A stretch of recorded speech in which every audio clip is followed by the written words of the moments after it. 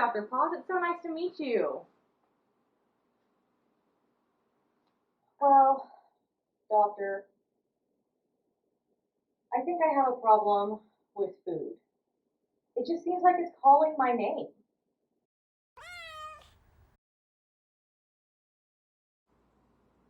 Well, no, it's already dead.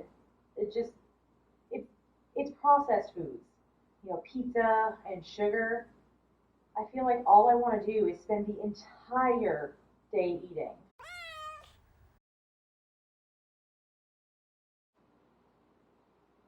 Well, yeah, I mean, for me, it's a problem. It makes me sleepy. After that, all I want to do is spend the whole day sleeping, and I don't want to do anything. Okay, thank you, doctor.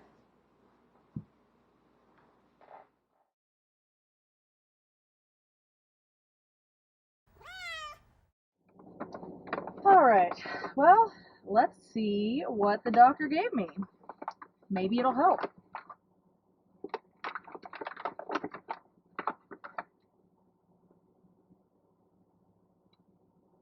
Canned food?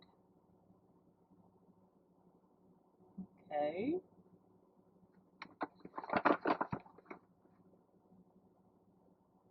Yarn? What?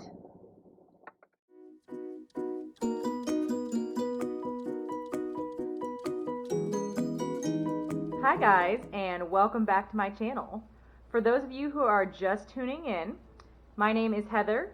I am a baker turned physical therapy student, a cat enthusiast, and a woman on a journey to get healthy and lose 100 pounds.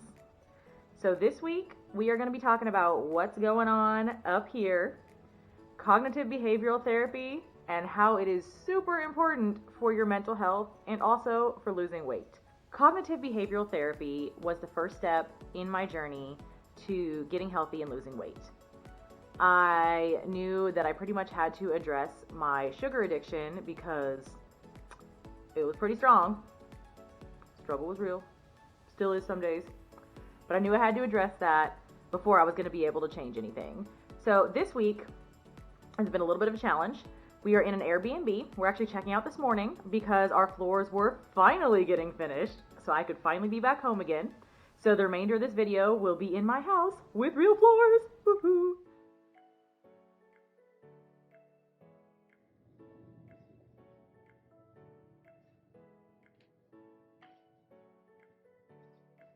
We finally have floors.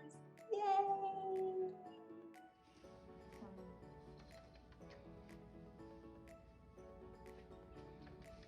I think someone's happy I'm home. Hi. You gonna help me film the video? Yeah? Hey guys, welcome back. As I'm sure you noticed in the last little snippet, we finally have floors. I'm finally home. I waited until after we got to actually move some furniture in to film this video because y'all saw what happened the last time I tried to film in an empty room. It was like Echo City, and we don't want that because I know y'all suffered.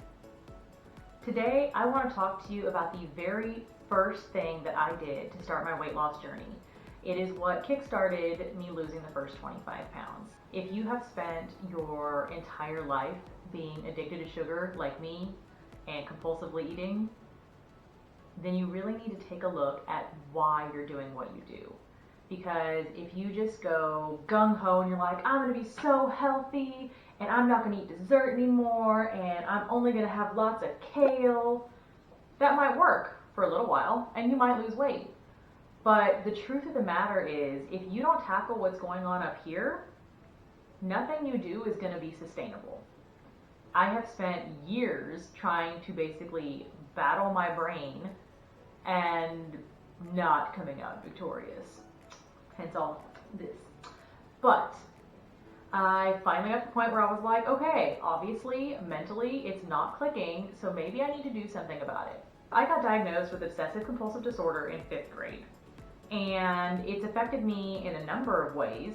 but I noticed in the last few years that it seems to have shifted more into compulsive eating. If I was around anything sweet, it was like I didn't even have time to think about it before it was already in my hand and in my face. And when you work in a bakery, there's pretty much always sweet stuff around, so it got to be extra problematic. So at this point, I honestly don't know whether my compulsive eating problems morphed into a separate eating disorder or if it would still be classified as part of my obsessive compulsive disorder, but I at least realized that I needed to do something about it. I had heard over the years about cognitive behavioral therapy, and I really wanted to take that approach to tackling my food issues. What are you doing? Okay, I guess she's investigating. They're not used to all the new furniture yet. So the purpose behind cognitive behavioral therapy is basically to address any unhealthy behaviors you have, what's causing them, and figure out how you can change your way of thinking.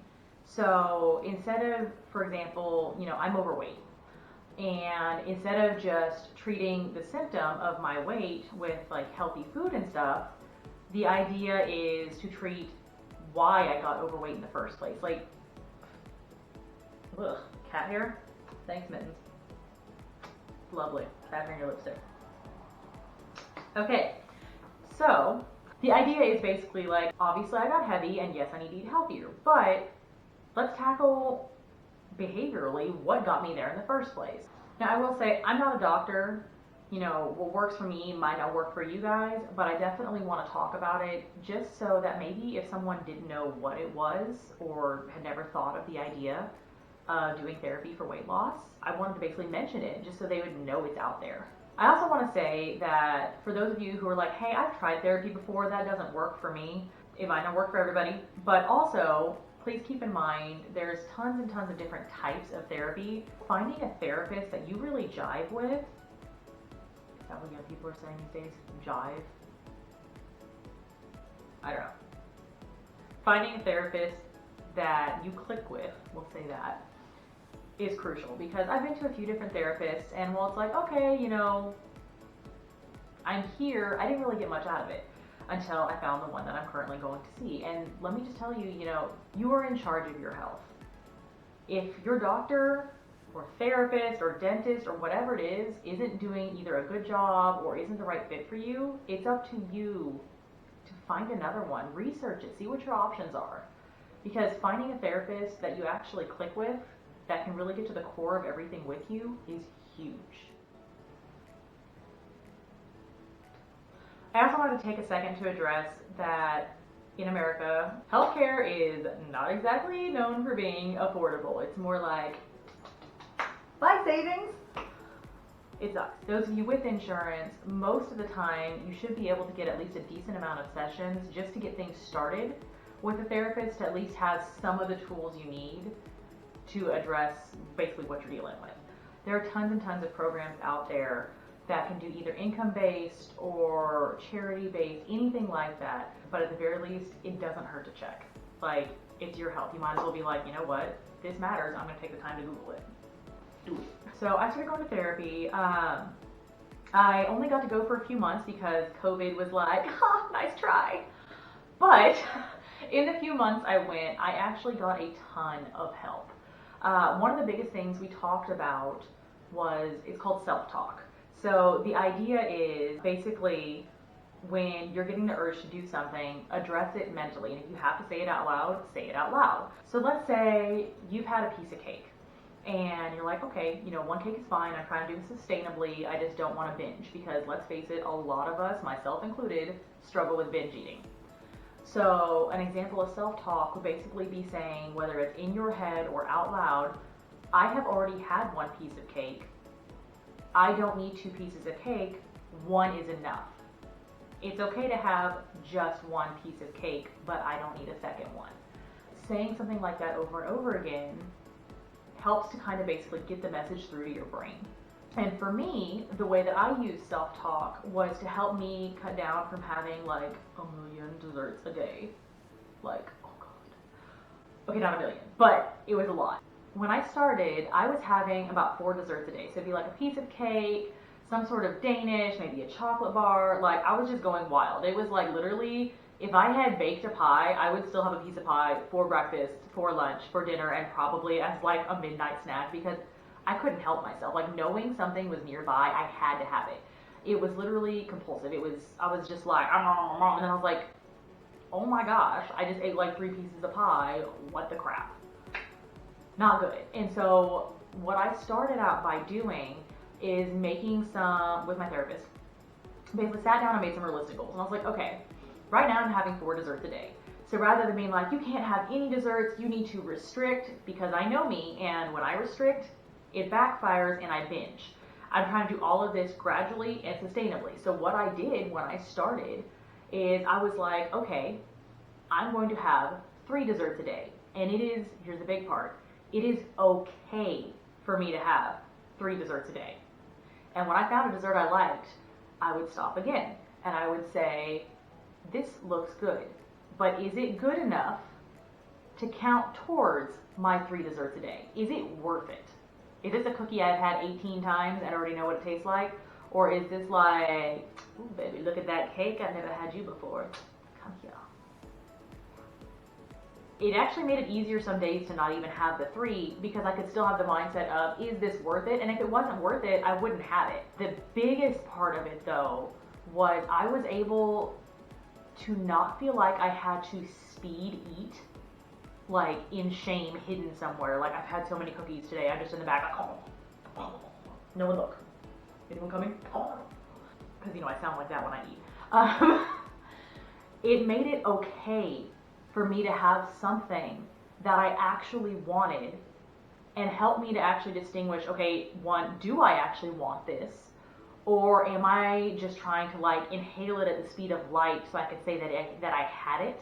When you're scarfing cookies or brownies so fast because you don't want anyone else to see you eating because you feel like a fatty, like you don't really enjoy it.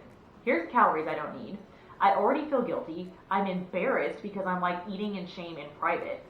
And it sucks. But when I was like, oh, this is the dessert I can have today, it changed everything for me because I didn't feel ashamed of what I was eating. I was like, no, I chose to eat this. I actually thought about it before I put it in my mouth. And because I wasn't trying to eat it at the speed of light, y'all, dessert got so much better tasting. You have to actually, chew your food versus to get some taste. And doing that, I was able to go from, it took me, I would say about the first 3 to 4 months because like I said, it's not an overnight process.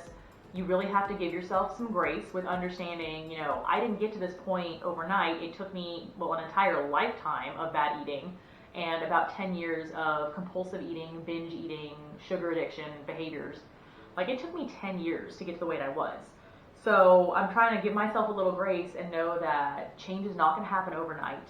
But no matter what, like even if I have a day where I screwed up and went like hog wild or something, I was like, you know what? We are right back at it the next day because I'm trying to change my life and I know why I'm doing this. Like, know your reasons. But doing all of this, I went from having 4 freaking desserts a day to 3 to 2 to 1 to where I'm at now is I might not have a dessert every day. So I figured out gradually as I went what was too regimented for me. Like, I was like, I'm going to cut down from having 1 dessert a day to doing 1 every other day. And for me, that felt so restrictive. I ended up like never succeeding at that. Like I think I did it for like 2 days and that was it. But what I was able to do instead, when I realized that I wasn't needing to like be that crucial, if I was like, it's okay for me to have 1 dessert a day, if it's a dessert that's worthwhile, that was the key for me. I found that it worked a lot better for me just to be like, if this isn't worth it, I'm not wasting my time because something better might come along. And if nothing better came along, I didn't kick myself for it. I wasn't like, oh, I missed out on a fabulous dessert, my life is over. Because I am that dramatic. But I didn't feel like I was missing out by having turned down the dessert I had earlier. Instead, I was like, okay, I didn't waste my time, calories, or taste buds on something that wouldn't have been worth it anyways. Like, it wasn't that great. And then I would get to feel good at the end of the day, like, hey, I actually did really good today. I didn't just eat, sugar, sugar, and more sugar. I had no sugar. I actually got to enjoy my food. My calories weren't all over the place. And it really brought everything together for me. And seriously, guys, therapy can do that for you. It is big. Like, address what's going on in here. It matters. With cognitive behavioral therapy, I feel like it is very, very important to check in every now and then.